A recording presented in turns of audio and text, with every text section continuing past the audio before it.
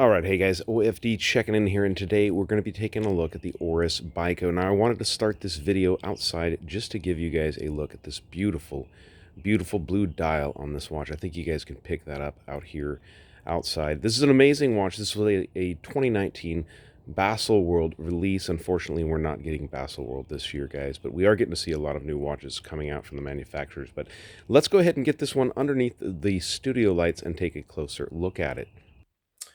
So like I said, guys, I wanted to start with that outdoor shot to kind of capture the beauty of the blue dial.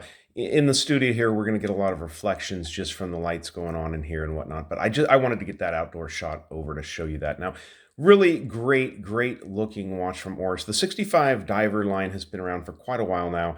I want to say 5 years, maybe 5 to 6 years now, but this particular model was released at 2019 Baselworld. So really beautiful combination here. They're calling it the BICO because you've got obviously a stainless steel case, a stainless steel bezel itself, but it does have this bronze bezel insert, which is just absolutely beautiful. This is a used model here. This came in from Chris Marshall over at Marshall Time.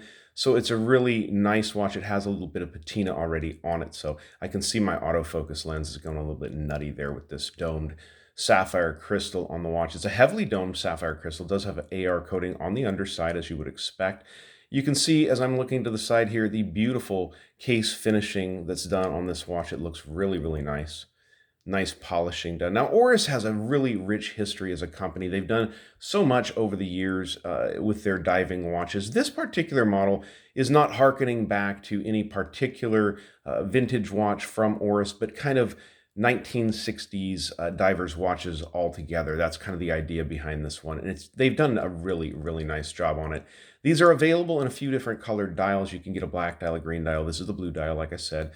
Turning it to the side here, you can see the Oris signed crown there, done very nicely, also polished. 120 click bezel on the watch, and it locks in really nicely. Very nice and fine bezel action on these Oris watches. Go ahead and get that lined up so none of us are a bit bothered by that. This watch is running the Oris 733 movement, which is basically a decorated version of the Sellita SW200, dressed up by Oris. It does have a date function down here at the 6 o'clock position. Nice applied numerals, indices on this watch, not numerals, but plots, lume plots on the watch. And as you guys can see on this particular version, they are using a vintage style lume. It does affect slightly the way the watch glows. We'll get a lume shot at the end of the video, but it really does glow nicely. Nice, clean baton style hands. You can see that sweeping second hand going all the way out there to the track. Very nice.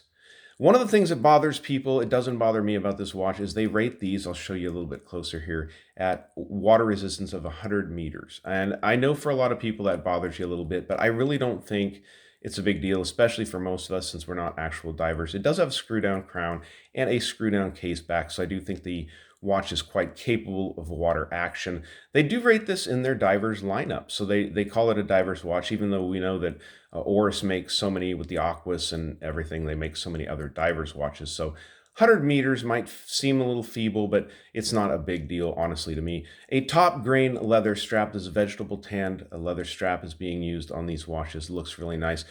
20 millimeter lug opening. Talking about the dimensions on the watch, I should get that out of the way. It's a 40 millimeter case from side to side, not including the crown. 47.5 is what I measured lug to lug. 13.2 millimeters of thickness to the top of that heavily domed sapphire crystal, and you can see the case back is pretty thick, so really the overall case is fairly thin, but so it really wears well. We'll get a wrist shot here in just a second. Flipping it over, taking a look at the case back, you have that nice classic Oris logo. Oris is a company with such a rich history in horology, and I do believe there's still a independent brand out there, so a Swiss independent brand, which is very impressive and nice. So getting you to look here at the Oris strap. They use the quick release pins here, which I think is nice, vegetable tanned leather on here. So let's go ahead and get this watch on my 7-inch wrist and then stick around for that lume shot.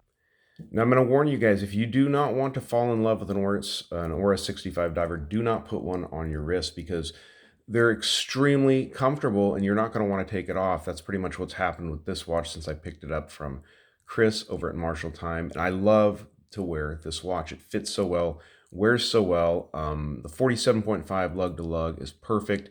40 millimeter case, 13.2, and most of it, a lot of that is that crystal which is just a joy to look at. So let's dim the lights and get that lume shot.